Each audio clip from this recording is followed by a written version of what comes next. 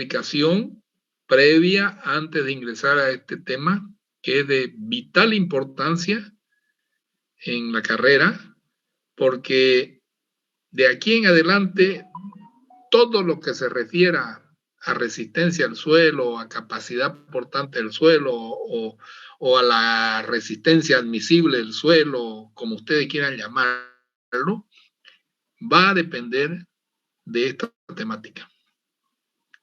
Es decir, todo lo que ustedes han aprendido de mecánica de suelo, en mecánica de suelo 1, como son todas las propiedades físicas, propiedades hidráulicas del suelo, propiedades químicas, nos va a ayudar solamente como un conocimiento que va a estar mostrándose dentro de lo que es este capítulo.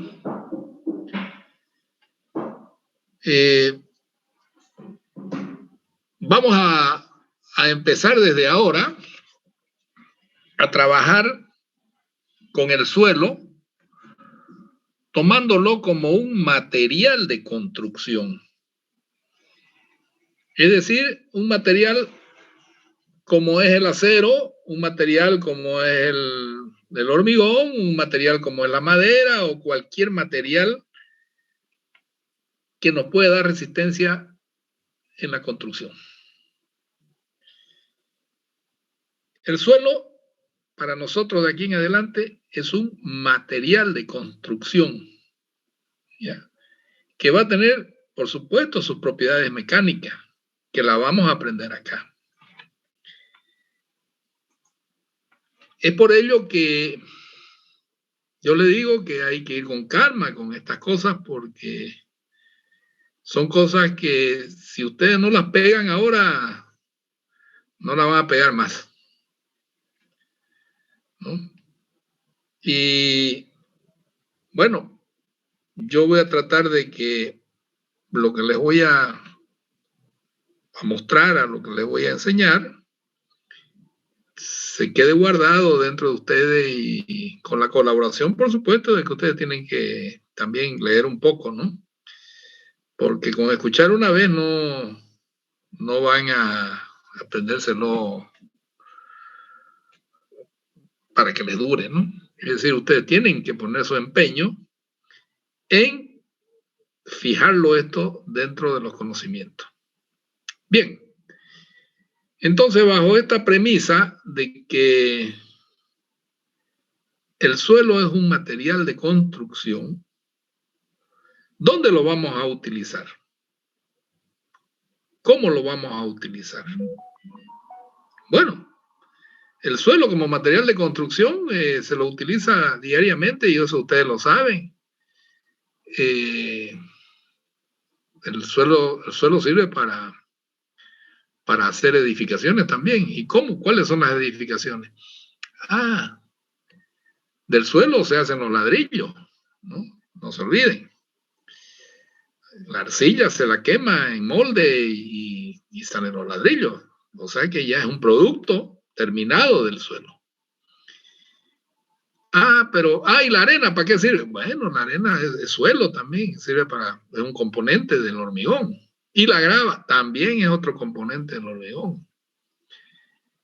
¿Y los terraplenes con qué se hacen? Con suelo. Con préstamos laterales a la carretera se van haciendo los terraplenes. Presas de tierra se construyen con suelos también para detener el líquido del agua. Y así muchas obras se realizan con suelo.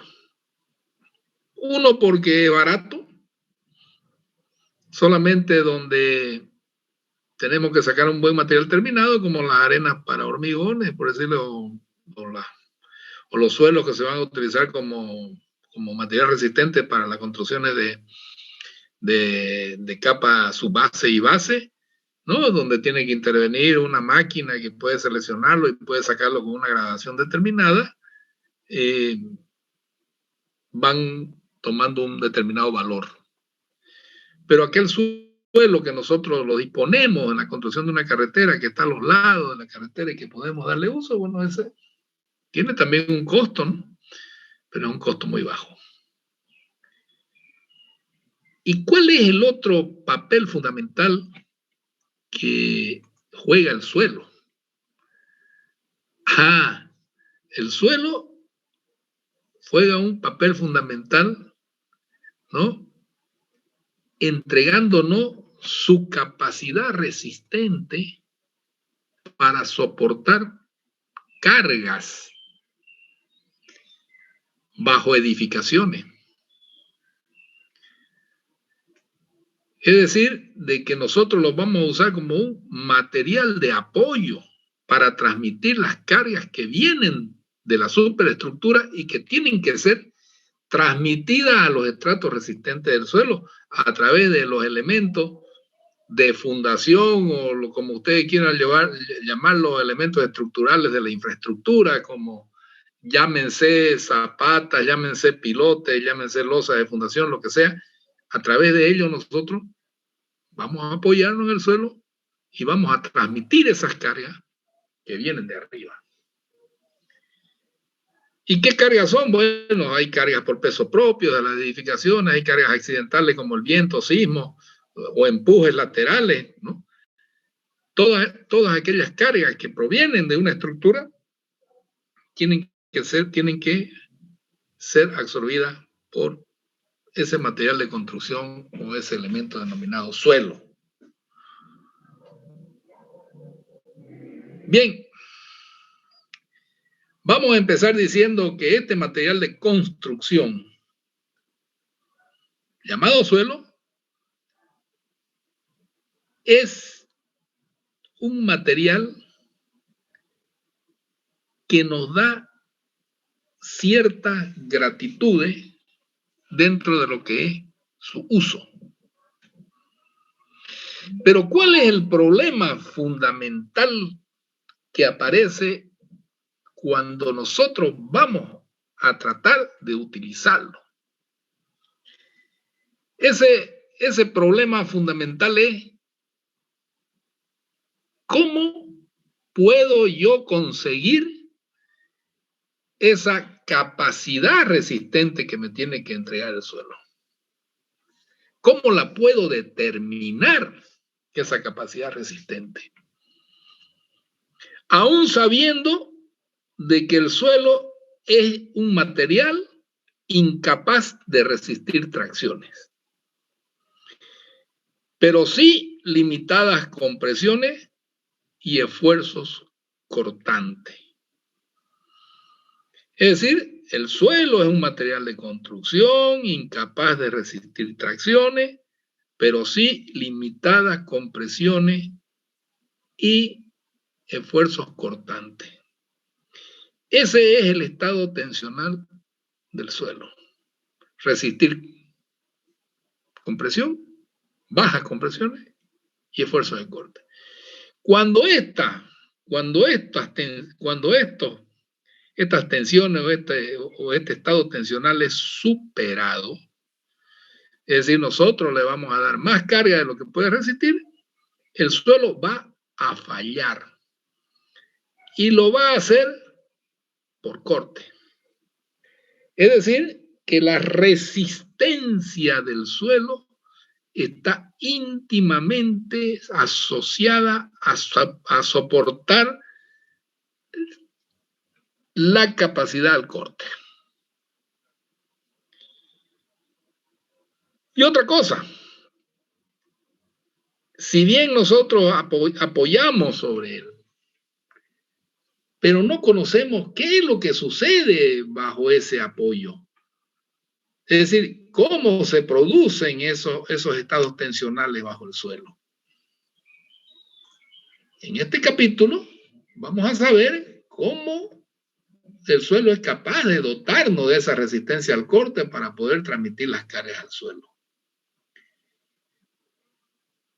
Y eso lo vamos a evidenciar cuando encontremos su resistencia al deslizamiento en algún plano dentro de la masa del suelo.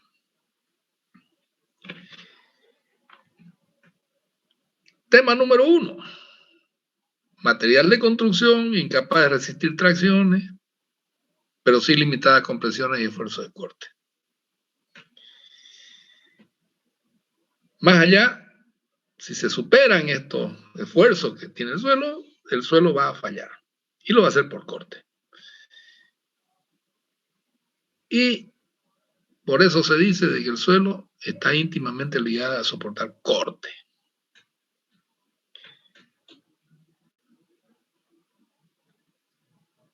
La cual se evidencia por su resistencia al deslizamiento en algún plano dentro de la masa del suelo.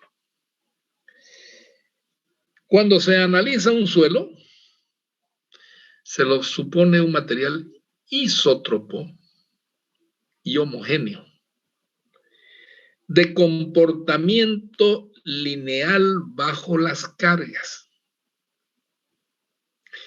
Sin embargo, estas condiciones son solo ideales, ya que en la realidad el suelo es una masa heterogénea, formada por diversidad de partículas y anisótropa, pues generalmente presenta un plano preferencial de deformación. Además, su comportamiento es lineal solo para solicitaciones de pequeña magnitud. A ver, para los que no entienden lo que es isótropo, la isotropía es una propiedad física de los materiales que presentan la misma magnitud en todos sus puntos, es decir, tienen el mismo comportamiento en todos sus puntos. Pero el suelo es anisótropo porque no presenta así esa manera de comportarse, sino el suelo presenta un plano preferencial de falla o de deformación. Es decir, ya al presentar un plano preferencial, ya está saliéndose de la definición de isotropía. La homogeneidad también es una cosa falta, es decir, estas son condiciones ideales por cómo vamos a analizar el suelo, como isótropo y homogéneo de comportamiento lineal bajo las cargas, son condiciones ideales, ¿ya? Porque el suelo es anisótropo, porque el suelo es heterogéneo, porque está conformado por una diversidad de partículas que no sabemos cómo la formó la naturaleza, ¿ya? Y bueno, aunque sí presenta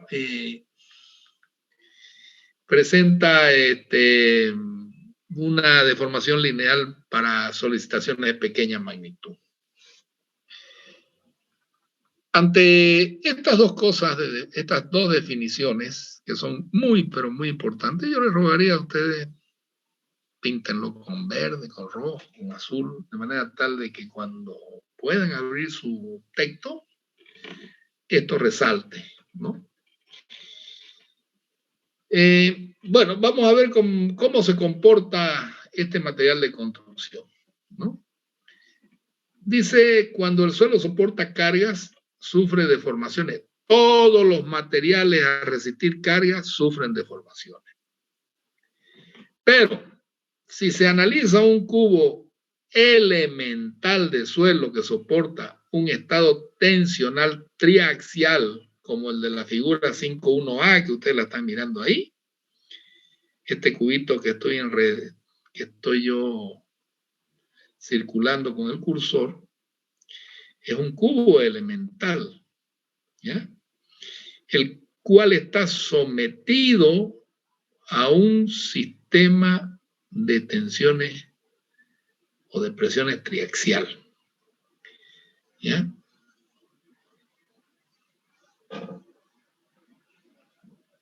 Es un estado tensional triaxial, ¿ya? Porque tiene tensiones en X, tensiones en Z, tensiones en Y, ¿ya? Pero nos vamos a olvidar un poquito, nos vamos a olvidar un poco y vamos a sacar esta partecita de acá.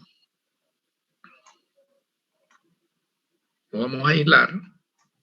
Y solamente vamos a mirar como sigma X, sigma Y, sigma Z. O sea, ese estado triaxial. ¿Ya? Es decir, ¿qué pasa cuando nosotros sometemos a este cubo elemental, a un estado de carga iguales? Es decir, vamos a suponer que sí, o sea, tensiones iguales, que sigma X igual a sigma Y igual a sigma Z. Este cubito se va a deformar igualmente en las 6 caras que él tiene.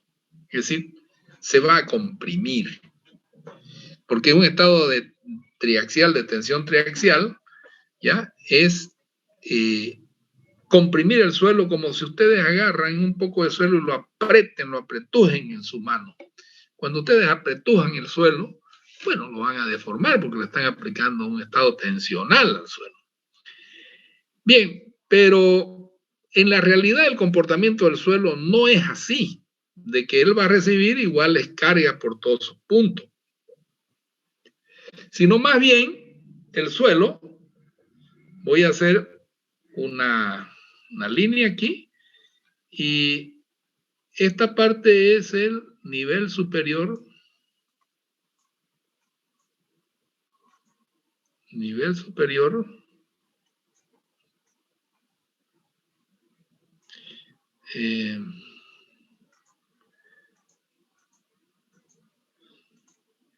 vamos a hacer poner aquí, perdón, como el texto de nivel superior.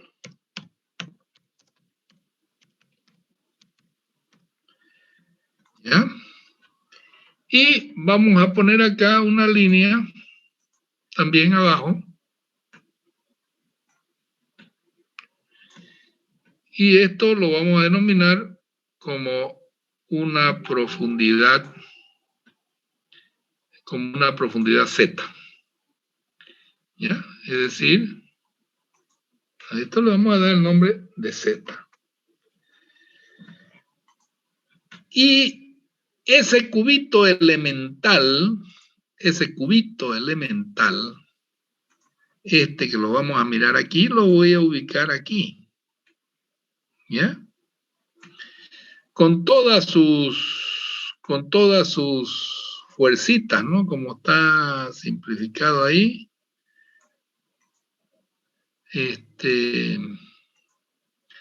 Lo vamos a poner ahí con todas sus fuercitas. Acá también. Acá también. Acá también. ¿Ya? Pero aquí vamos a mostrar nosotros solamente, vamos a mostrar el valor de sigma Y, ¿no? Que lo voy a poner como S, sigma Y, así. Y este va a ser el sigma X.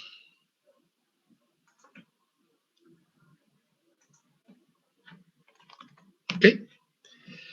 Ese va a ser la fuerza. La otra no la veo porque no la estoy viendo a la otra cara. Estoy viendo la carita esta de acá. De acá la estoy mirando. ¿Ya?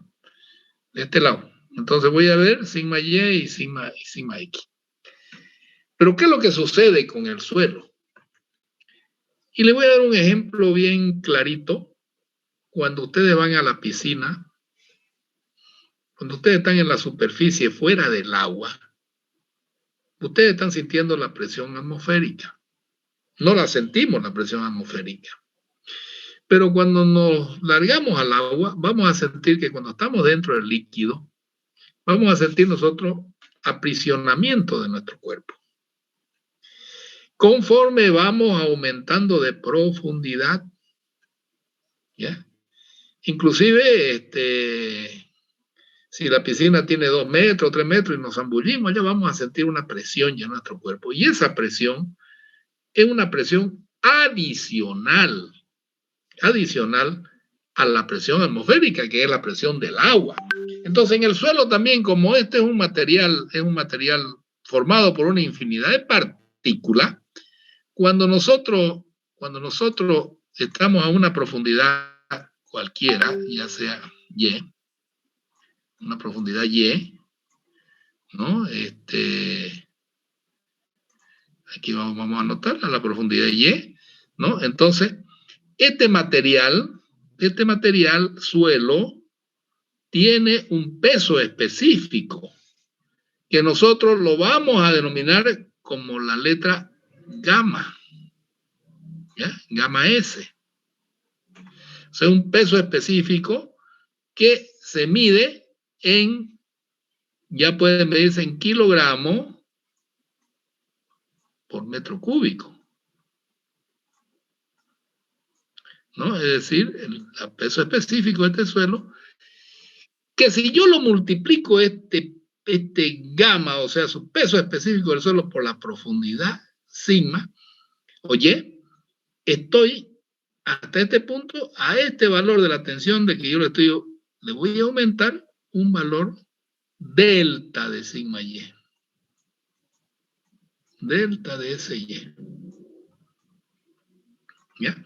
Es decir, voy a aumentarle, ¿no? Igual acá, también como reacción, SY más delta de SY. Entonces, conforme a la profundidad que esté este suelo, mientras más profunda esté, va a ir creciendo este valor. ¿Ya? ¿Y qué es lo que sucede? Sucede que el suelo va a tener una deformación mayor aquí sobre esta cara, es decir, el suelo se va a aplastar. Pero también al aplastarse y dependiendo de las tensiones laterales que yo tenga, también se va a deformar lateralmente. Ven acá que también aquí se nota de que el suelo en esta parte también se está deformando lateralmente, como lo estamos viendo acá, ¿ya? Entonces, va a haber una deformación, pero ya no una deformación igual, sino una deformación que va a ser donde haya mayor carga, va a haber mayor deformación. ¿Ya? Entonces,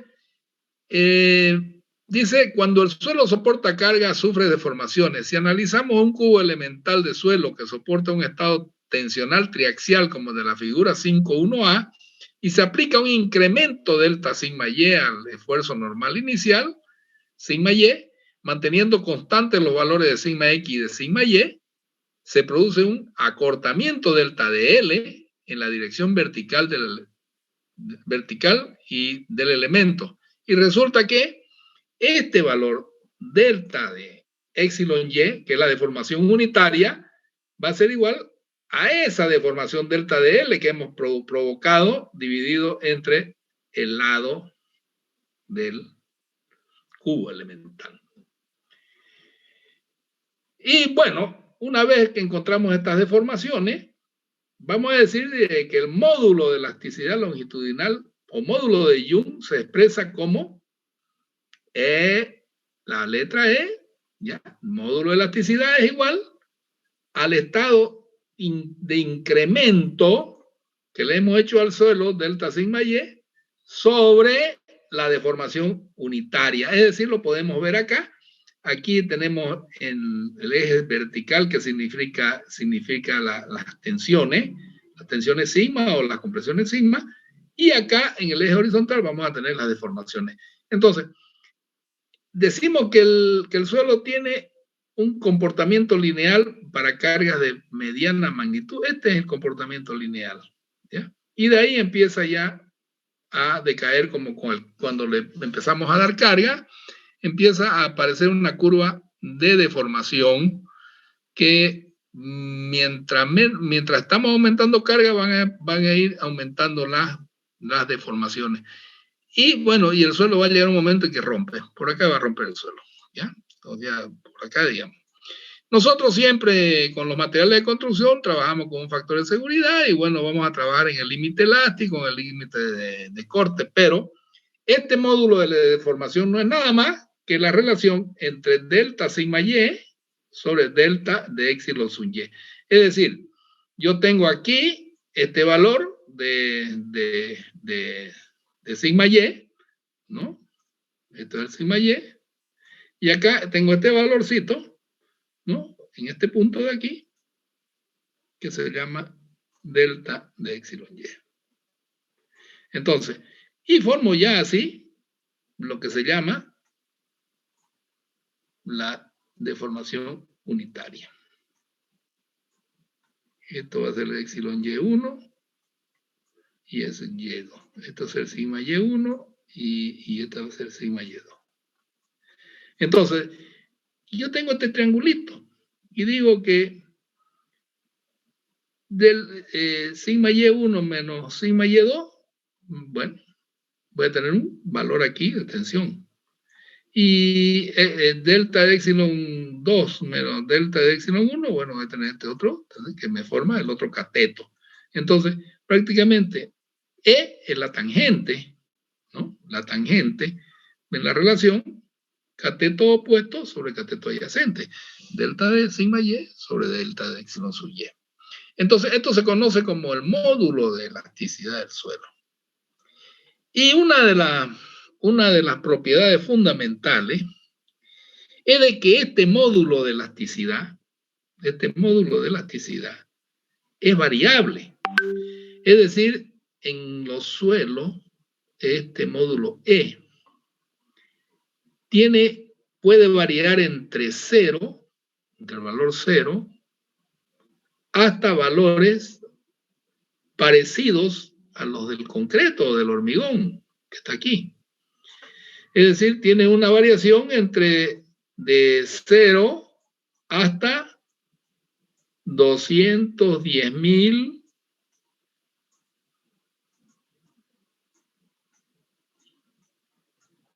kilogramos por centímetro cuadrado. ¿Ya? Este es el módulo de elasticidad del hormigón. O sea que viene de 0. ¿Y dónde es 0? En turbas, o sea, en suelos orgánicos. ¿Ya? ¿Y dónde vale 210.000? En roca sana. Porque el hormigón no deja de ser una roca, ¿no? Pero este valor, del valor del módulo de elasticidad del suelo, es variable, de 0 a 210.000. Miren ustedes que el hormigón solamente tiene un módulo de elasticidad que vale 210.000 y el acero tiene un módulo de elasticidad que vale 2.100.000. Y la madera, bueno, tiene su módulo de elasticidad también, pero es único. ¿Ya? Y así los diferentes materiales. Por eso es que cuando hablamos de suelo, hablamos de un tema difícil, porque todo lo referente a la parte resistente del suelo, vamos a lidiar con un material que no sabemos qué módulo de elasticidad tiene. ¿Ya? Y eso es lo que complica mucho el saber cómo voy a determinar ese módulo de elasticidad. Esto partió la cabeza a muchos investigadores, a muchos. Lo partió por la mitad y no pudieron resolver. Hasta que por allá en el siglo pasado, en los años 1940 en adelante, nace la mecánica del suelo, o sea, la mecánica del suelo como una ciencia. Es decir, una ciencia que el maestro, el fundador, el creador de esta mecánica del suelo, que fue Carter Sagan, descubre la forma de cómo desviar el uso de este módulo de elasticidad en la capacidad resistente del suelo. Entonces, pero de lo matemático, nos vamos a ir a la parte ya mecánica de cómo determinar la capacidad resistente del suelo sin tomar en cuenta el módulo de elasticidad. ¿Y qué nos plantea Carter Sagan? Nos dice, este material donde nosotros tenemos que trabajar, tenemos que hacerle un análisis en particular a ese suelo donde vamos a trabajar. Y de ahí nacen ¿ya? Los laboratorios de investigación para determinar ciertas propiedades mecánicas del suelo a través de ensayos en el lugar o en laboratorio. ¿Y qué vamos a determinar en esos ensayos? Vamos a determinar la resistencia al cortante del suelo, es decir, esa resistencia tan difícil, tan complicada que le partió la cabeza mucho, lo vamos a hacer con un simple ensayo. Pero un ensayo de mucha responsabilidad, porque a partir de él ya van a nacer los cálculos de determinación de la capacidad resistente del suelo, de los cálculos de fundaciones, de pilotes, en zapata, en todo. Es decir, de los laboratorios. ¿Ya? Bien, siguiendo con el tema de lo que es, digamos, el módulo de elasticidad, de acuerdo a las deformaciones que se tienen en el suelo por las aplicaciones de carga, nosotros vamos a ver que de aquí nacen unas propiedades muy importantes que ustedes las van a ver en todos los programas de cálculo, de estructura, de cualquier cosa, lo que se llama el coeficiente de Poisson. El coeficiente de Poisson, denominado mu, ¿no?, es la relación entre la deformación lateral sobre la deformación axial directa. No es nada más, es decir que ustedes van a hacer una relación entre la deformación lateral sobre esta deformación axial. Y ese numerito que da de esa relación se denomina coeficiente de Poisson. Y es igual tanto en la dirección X como en la dirección Z. ¿Ya? Deformación lateral sobre la deformación axial directa. ¿Por qué? Porque lateralmente el suelo va a tener la misma deformación, que es diferente a la deformación vertical. Por eso se denomina coeficiente de Poisson. Esto, fíjense que si ustedes ya están usando programas de cálculo, van a ver de que lo primero que le pide, ¿cuánto vale mu para el acero? Y ya saben que mu es la deformación lateral sobre la deformación axial directa, ¿no? Es decir, cómo se deforma el acero cuando lo aprieto o lo estiro. Y su módulo, o sea, el módulo de Poisson, es la inversa del coeficiente de Poisson. ¿Ya? Es decir, m es igual 1 sobre mu. Para los suelos, mu varía entre 0,25 a 0,4. Es decir, el valor de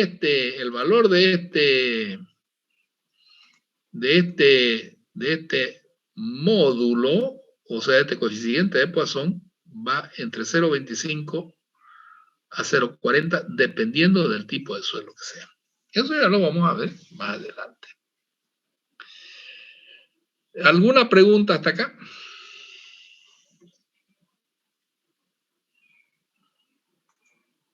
¿Me contestan, por favor? Hola.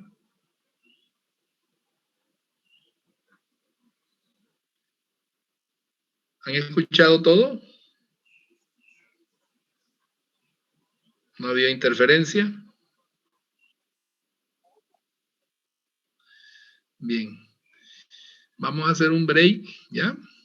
Porque cansa.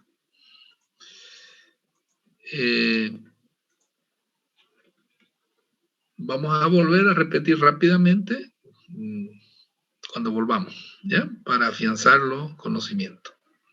¿Ok? 5 minutos, por favor, ¿ya? Con esto estamos viendo, con lo que hemos visto anteriormente, estamos viendo de que si lo manejamos al suelo a través de las deformaciones, de las tensiones y las deformaciones, se nos va a complicar porque vamos a tener que determinar un módulo de elasticidad para cada tipo de suelo. Y eso no es fácil. ¿Ya? Entonces, lo que vamos a aprender es algunas propiedades ahorita de los suelos. Las propiedades mecánicas. Y vamos a decir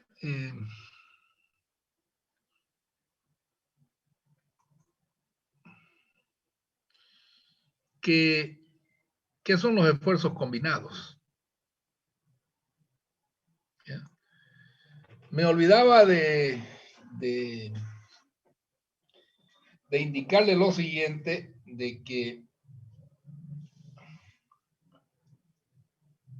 vamos a tener que diferenciar lo que es fuerza y lo que son esfuerzos. ¿Ya?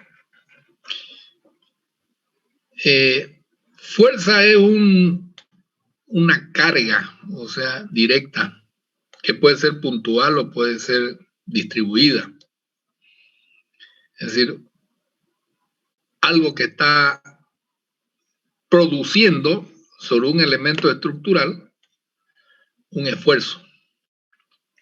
O sea, el esfuerzo viene como un resultado de la aplicación de una fuerza sobre una determinada área. Cuando hablamos de esfuerzo combinado, estamos hablando de presiones, de tensiones o de esfuerzos. ¿Ya? A ustedes cuando le cargan una bolsa de cemento en la espalda, la fuerza es la carga, el peso de la bolsa. Y el esfuerzo es el que están haciendo ustedes, o sea, la tensión que tiene su organismo que realizar para no claudicar ante esa carga que está soportando. O directamente, cuando tenemos nosotros una carga que la aplicamos directamente sobre cualquier área. Perdón.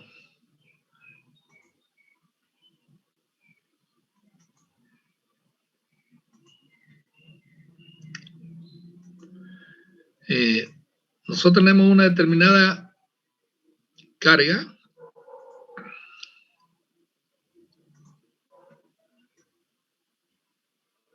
la carga, la fuerza, y esta fuerza la apoyamos sobre un plano, ¿ya? Un área, sobre un área. Entonces, esta fuerza apoyada sobre esta área me da este esfuerzo. Sigma es el esfuerzo igual a la fuerza sobre el área donde yo estoy apoyándome. ¿Ya? Esto es lo que se llama esfuerzo. Esto es lo que se llama fuerza. ¿Ya? Bien, dice, al aplicar fuerza sobre la superficie de un sólido, escuchen bien, al aplicar fuerza sobre la superficie de un sólido, es decir, fuerza sobre la superficie de un sólido, se crean esfuerzos normales y de corte en la masa del mismo, cuya magnitud varía en los diferentes puntos considerados. La figura 5.2a muestra los esfuerzos normales sigma, es decir, este es un esfuerzo normal, sigma,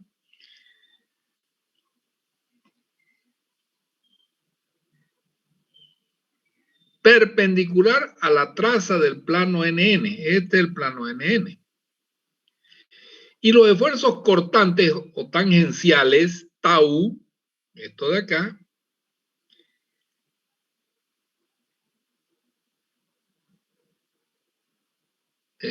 tau, contenidos en el plano. Cuando el estado tensional consiste únicamente en el esfuerzo sigma, siendo tau igual 0, el esfuerzo se llama principal. Y el plano normal al cual se aplica resulta un plano principal, el horizontal en este caso. A ver, miren ustedes aquí. Aquí tenemos sobre un plano de traza NN dos esfuerzos, sigma y tau. Este es un esfuerzo de compresión y este es un esfuerzo tangencial. Pero estos dos esfuerzos son producto de este esfuerzo que está trabajando en forma inclinada sobre el plano y yo lo estoy descomponiendo en dos vectores, uno vertical y otro horizontal. Es decir, este y este hacen este.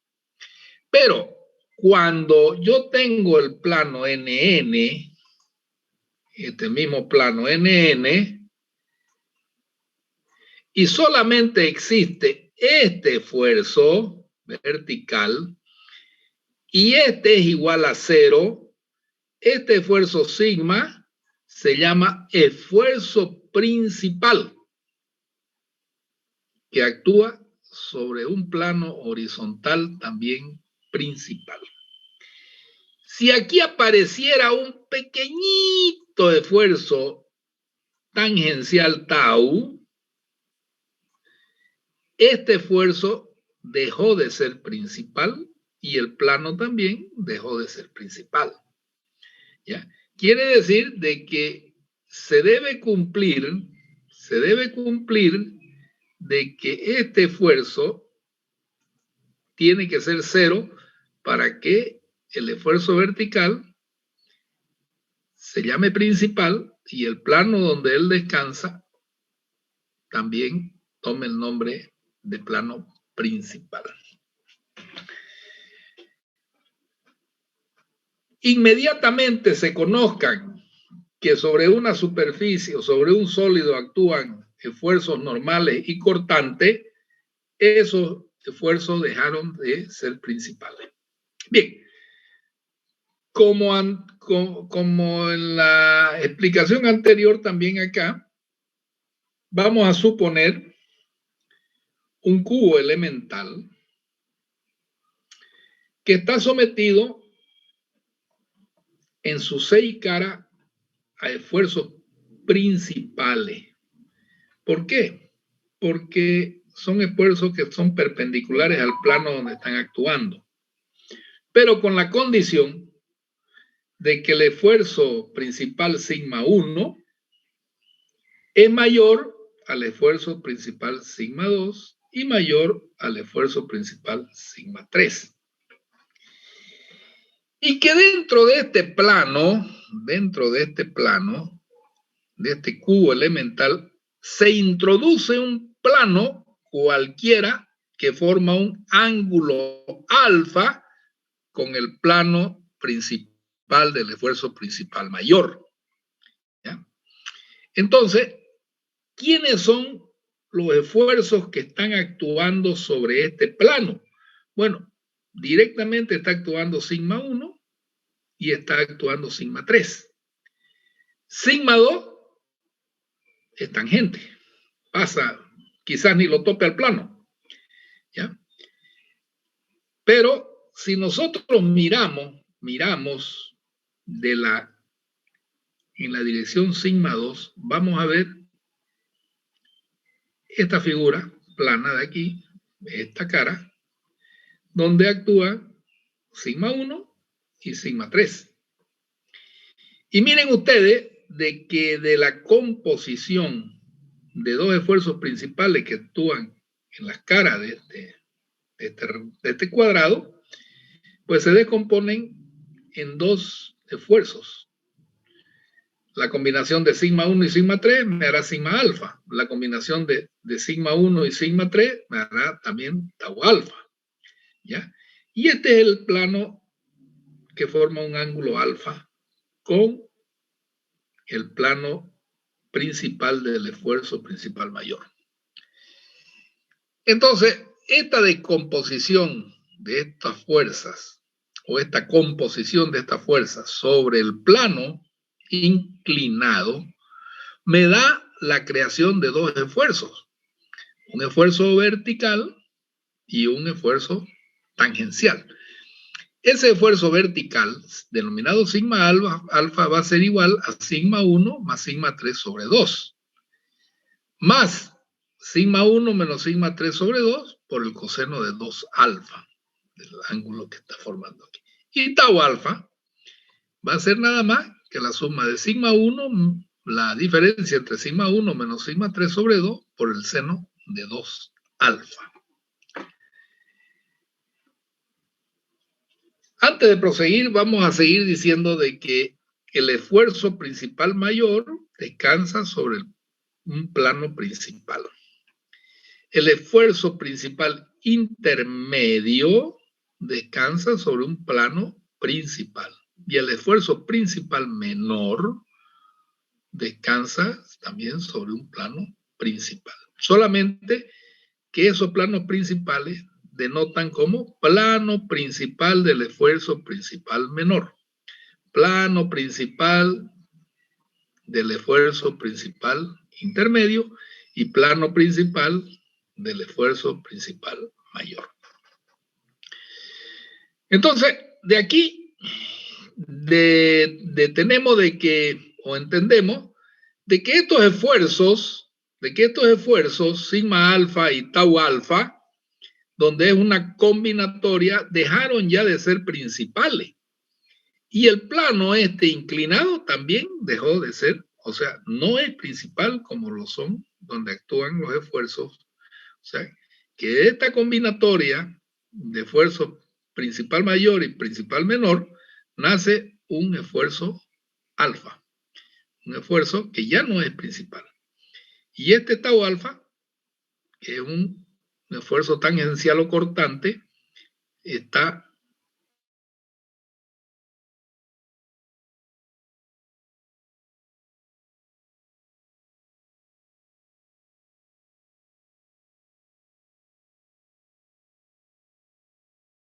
¿Cómo está, pues, don Marco Antonio?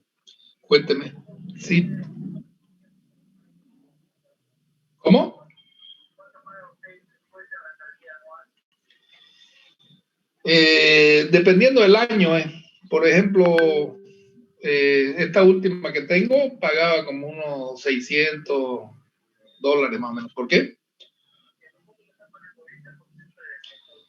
Sí, ya yo pagué en Warner, también estaba así.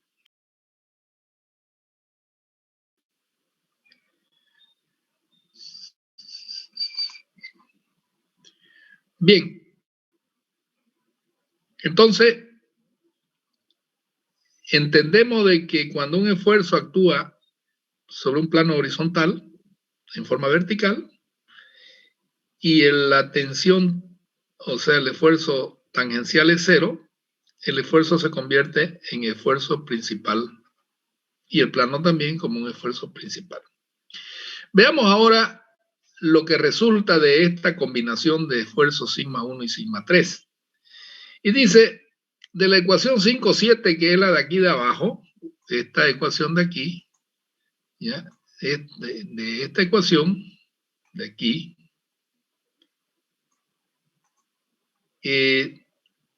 se deduce que el máximo esfuerzo cortante corresponde a seno de 2 alfa igual a 1.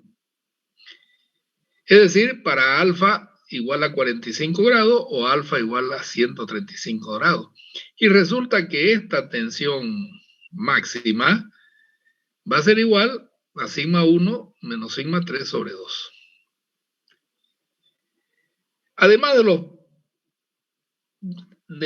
además, en dos planos cualesquiera perpendiculares entre sí, que contengan al punto analizado, los esfuerzos cortantes son siempre iguales, de igual magnitud, y se cumple que el módulo de tau mínimo es igual a tau máximo. ¿Por qué? Porque van a venir con signos contrarios. Por otra parte, los esfuerzos normales se producen según la ecuación 5,6, esta de aquí, esta ecuación, para coseno de 2 alfa igual 1, ¿no? Es decir, para alfa igual a 0 y los mínimos para 2 alfa igual a menos 1, o sea, alfa igual a 90 grados. Ese es el análisis de lo que darían estos esfuerzos, ¿no? Cuando este coseno de 2 alfa igual a 1, bueno, este sigma alfa va a ser grande, más grande. Y igual, cuando esto sea 1 también, el tau alfa va a ser grande. Y los demás van a ser ya valores menores. Ahora, ¿qué es lo que sucede? Sucede que esta formulita, que nosotros las podemos usar, son productos de ensayos de laboratorio. Es decir, ensayos que yo los voy a estar determinando. Y voy a meter una muestra de suelo donde le voy a aplicar estos valores de sigma 1, sigma 2 y sigma 3. Pero sucede de que en el ensayo sigma 2 va a ser igual a sigma 3, pero sigma 1 va a ser diferente a sigma 2 y sigma 3. Acá lo está considerando como valores crecientes. Eso lo vemos enseguida. Para el estado bidimensional que hemos visto de esta combinatoria de esfuerzos, sigma 1, sigma 3, es una combinatoria entre el esfuerzo principal mayor y el esfuerzo principal menor, ¿no? Se llama un estado bidimensional. Los valores de sigma alfa y de tau alfa se pueden hallar gráficamente mediante la circunferencia de Moore, aplicable a cualquier material, como por ejemplo el suelo en estudio. Yo les hago una consulta a ustedes y quiero que alguna de las personas me responda. ¿Ya hicieron resistencia de materiales ustedes?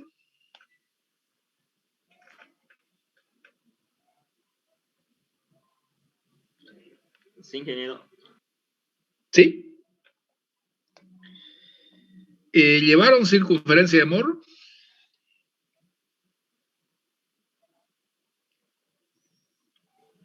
Sí, digamos. Bueno, esta circunferencia es la misma. Solamente que ustedes han llevado circunferencia de Moore para algunos materiales. Bien, entonces, aquí van a aprender lo que verdaderamente es la circunferencia de Moore. Y quiero que me presten atención. La circunferencia de Moore representa todas las combinaciones posibles de esfuerzos normales y cortantes en un determinado punto de un sólido. Por lo tanto, cualquier punto ubicado sobre la circunferencia de Moore determina el estado tensional sigma alfa y tau alfa en un plano inclinado que forma un cierto ángulo alfa con el plano del esfuerzo principal mayor y que en la circunferencia corresponde al ángulo 2 alfa con respecto al eje de las abscisas.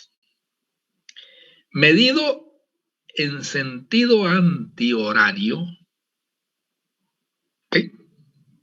Resulta así que las componentes de tensión normal y cortante para los diferentes planos que pasan por el punto en estudio están representadas por las coordenadas de los puntos que están contenidos en la circunferencia de Moore. Considerando en forma tridimensional los esfuerzos principales, se obtienen las 3 circunferencias de Moore de la figura 5.3b. Es decir, estamos hablando de esta circunferencia. Y la 5.3b es esta. Son 3 circunferencias. Cada una de ellas representa los esfuerzos en un plano perpendicular a uno de los planos principales. De modo que en conjunto definen todas las posibles combinaciones en el espacio de los esfuerzos normales y cortantes para un punto del sólido. El esfuerzo tangencial máximo, tau máximo, corresponde al valor del radio de la mayor de las circunferencias, la cual pasa por sigma 1 y sigma 3. Sigma y tau se lee en la misma escala. El área rayada entre circunferencias representan los esfuerzos combinados en planos oblicuos con respecto a los tres planos principales. Bien, ahora les explico y ustedes van a tener la oportunidad de poder descifrar toda esta situación.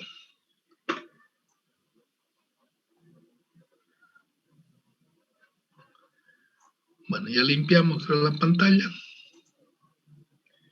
Sí, no hay nada, no hay nada. Bien, miren ustedes. Esta es la circunferencia de Mohr. Esta circunferencia de aquí. ¿Ya?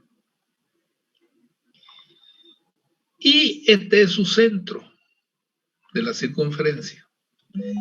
Este es su radio. ¿Ya? Este es el radio de la circunferencia. Cualquiera de estos es el radio. ¿Ya? Si quieren, esto es el diámetro. Sigma 3, sigma 1 a sigma 3 es el diámetro. Bien. Esta circunferencia que ustedes ven acá representa todos los puntos que están ubicados sobre ella. O sea, esta circunferencia está hecha por todos los puntos sigma alfa, tau alfa, que puedan caber dentro de esta circunferencia. Y ustedes saben que sigma alfa, tau alfa, lo habíamos definido anteriormente como esta ecuación y esta otra ecuación, ¿no? Pero acá lo vamos a encontrar gráficamente. ¿Y cómo lo vamos a encontrar gráficamente? Porque cuando hacemos el ensayo en laboratorio vamos a determinar este esfuerzo sigma 1 y vamos a determinar este esfuerzo sigma 3. El esfuerzo sigma 1, bueno, vamos a representarlo en escala hasta este punto. Y el esfuerzo sigma 3, bueno, lo vamos a representar aquí hasta este punto. La diferencia entre sigma 1 y sigma 3 me da el diámetro de la circunferencia. Y si yo ese diámetro de la circunferencia lo divido entre 2, me da el centro de la circunferencia. Este ensayo de laboratorio que yo he hecho con esfuerzos triaxiales lo llevo hasta que el suelo rompa. Y los valores para romper el suelo se han dado con un valor de sigma 1 y ha dado un valor de sigma 3. Bien, miren ustedes qué fácil que es. De los ensayos de laboratorio, yo grafico el normal sigma 1 y el normal sigma 3.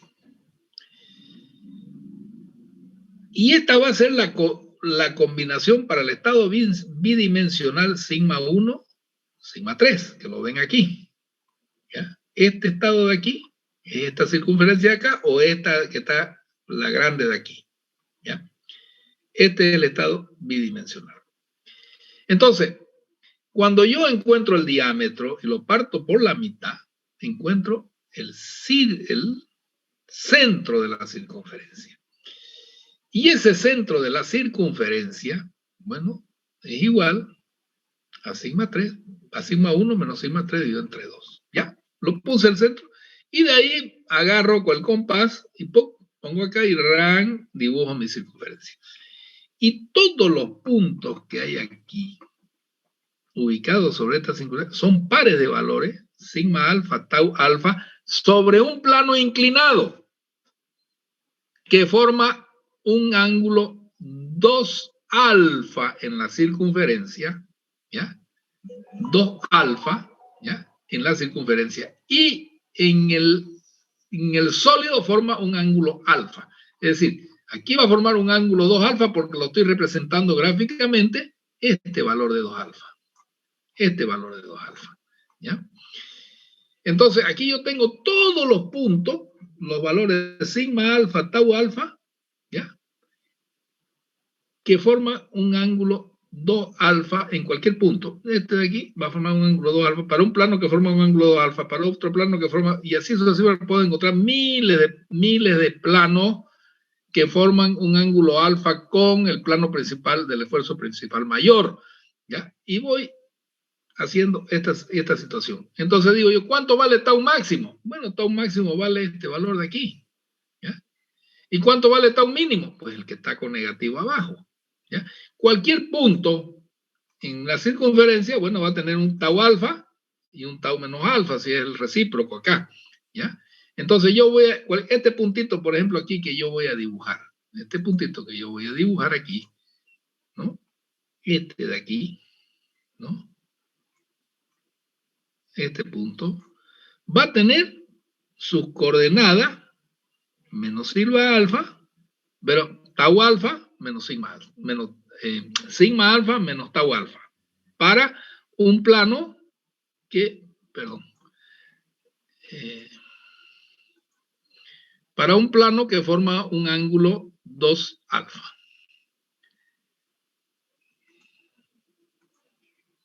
Que va de aquí a ahí. ¿Ya? Entonces te vale sigma alfa tau menos tau alfa. Entonces, es lo que está representado acá, ¿no? Pero forman los diferentes valores. Miren ustedes que el valor máximo, tau máximo, vale sigma 1 más sigma 3 sobre 2, que es lo que teníamos acá.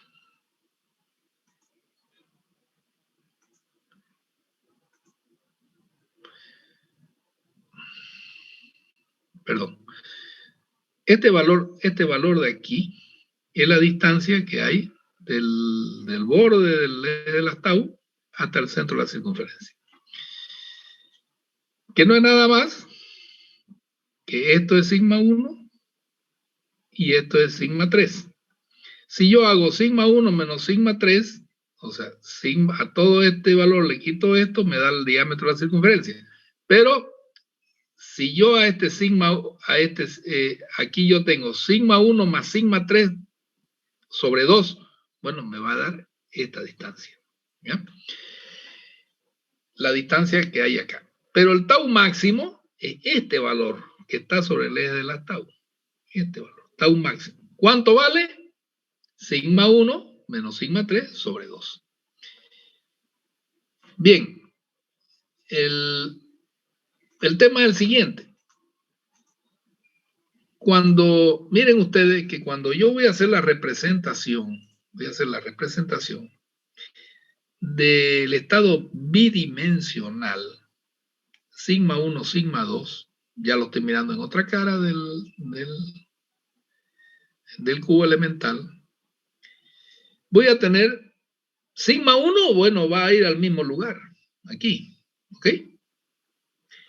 Y sigma 2, ¿hasta dónde va a llegar? Bueno, sigma 2 va a llegar hasta aquí, Perdón, hasta aquí va a llegar sigma 2, porque es el intermedio, ¿ya? Entonces yo voy a tener una circunferencia sigma 1 menos sigma 2, esta circunferencia chiquitita de aquí, ¿ya? Para ese estado bidimensional. Y para el otro estado bidimensional, sigma 2, sigma 3, entonces yo tengo sigma 2 es hasta aquí y sigma 3 es hasta acá, la circunferencia que le corresponde es esta de acá. Entonces, tengo 3 circunferencias, 3. Esta grande, esta mediana y esta pequeña corresponden a planos inclinados que forman un determinado ángulo alfa con respecto a los planos principales. Y esta área achurada que ven ustedes acá afuera, de las tres, entre la circunferencia grande y las otras circunferencias pequeñas, fuera de las circunferencias pequeñas, corresponden a valores de ángulos, de planos insertados que son oblicuos, que no son de esta forma, o sea, que vienen en forma paralela a un plano acá y paralelo a otro lado. Puede ser cualquier ángulo, cualquier plano que entre en forma oblicua. Es decir, ¿cómo puede ser eso? Puede ser un plano así. ¿Ya? Perdón. Planos oblicuos. Puede ser un plano ahí, que venga aquí, que venga acá, que venga acá. O sea, un plano cualquiera oblicuo, que está metido como ustedes quieran. Eso son los valores para esos tipos de planos. ¿Y qué significa eso? Que miren ustedes que cualquier valor que esté por debajo de esta circunferencia, ¿ya? Por ejemplo, este punto o cualquier punto de esto son valores menores a los esfuerzos que están en los bordes de esta circunferencia grande. Por eso es que los esfuerzos mayores se dan para la combinatoria de esfuerzos principales mayor y menor.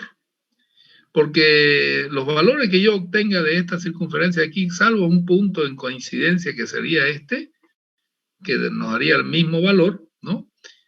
Pero los demás son menores. Los valores sigma alfa y tau alfa van a ser mucho menores aquí. Y peor acá, en esta otra. Y en cualquier punto de esto, que está más abajo de la circunferencia grande, también esos pares de valores, sigma alfa, tau alfa, van a ser menores que los que se dan en los bordes. Esta es prácticamente la representación gráfica de la circunferencia de Moore en el espacio, ¿ya? O sea, en forma tridimensional. Aquí están representados las tres circunferencias para los esfuerzos, las combinatorias de esfuerzo. Principal, el mayor con el mínimo, el intermedio con el mínimo y el intermedio con el mínimo. ¿Cómo es? Este sería el mayor con el intermedio y este el intermedio con el mínimo. Y este es el mayor con el mínimo.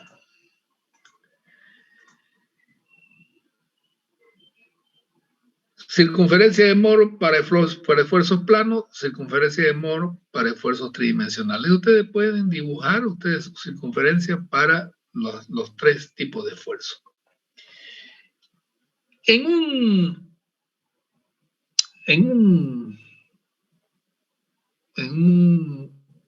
laboratorio, en un ensayo de laboratorio para determinar esta situación, solamente se pueden conseguir el esfuerzo principal mayor y el esfuerzo menor. No podemos determinar el intermedio. Pero en un caso que queramos hacer esta circunferencia tridimensional, tenemos que hacerlo. Bien, entonces, ¿qué significa la circunferencia de Moore? El lugar geométrico de todos los pares de valores, sigma alfa, tau alfa, ¿no? Que resultan de la aplicación de esfuerzos principal mayor y principal menor para determinar el valor de estos esfuerzos para planos que forman un ángulo 2 alfa. Es decir, la circunferencia de Moore representa todas las compensaciones posibles de esfuerzos normales y cortantes en un determinado punto de un sólido. Por lo tanto, cualquier punto ubicado sobre la circunferencia de Moore determina el estado tensional sigma alfa y tau alfa, en un plano inclinado que forma un cierto ángulo alfa con el plano del esfuerzo principal mayor, y que en la circunferencia corresponde al ángulo 2 alfa, con respecto al eje de las abscisas, medido en el sentido anterior. Bueno, eso es lo que se denomina la circunferencia de Moore. Esta aplicación la vamos a ver un poco más adelante.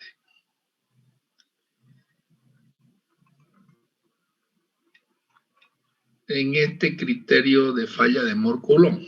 Aquí vamos a aplicar ese concepto. Bueno, para ustedes, yo les voy a dejar un trabajito para su casa que copien en un cuaderno de ejercicio. El primer ejercicio sería este, el 5.1. Se conocen los esfuerzos principales, dice sigma 1 y sigma 3, en un punto de la masa de una muestra de suelo, y se pide hallar el estado tensional sigma alfa y tau alfa en un plano que forma 36 grados con el plano principal mayor y que sea normal al plano principal intermedio. Hallar también el tau máximo, ¿ya? Entonces ustedes tienen aquí y van a hacer su dibujito y van a encontrar esos valores. Ejemplo 5.2, también el estado tensional en un determinado plano que pasa por un punto de la masa del suelo, sigma x igual a 3 kilos, sigma y igual a tanto y tau x es tanto. Determinar los esfuerzos principales mayor y menor. Ya, bueno, lo van haciendo, lo van a ir copiando y van a ir determinando y aprendiendo lo que significa trabajar con circunferencia de Moore. Cualquier cosa que ustedes no puedan entender acá, lo discutimos en la próxima clase.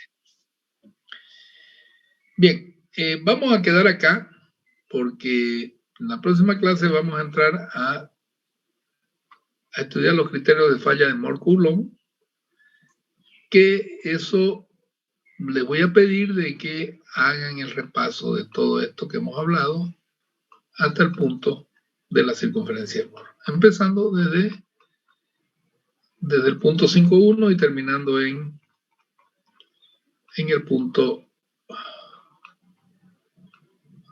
5.2, es decir, hasta aquí. Hacen los ejercicios y la próxima clase vamos a estudiar el criterio de falla de Moore-Coulomb. ¿Ok? Esta clase terminaría aquí. Creo que nos hemos pasado, ¿no? Hola. Sí, ingeniero. Bueno, les agradezco y nos vemos el día martes, ¿ya? Hasta luego. Chao, chao. Hola, ingeniero. Chao.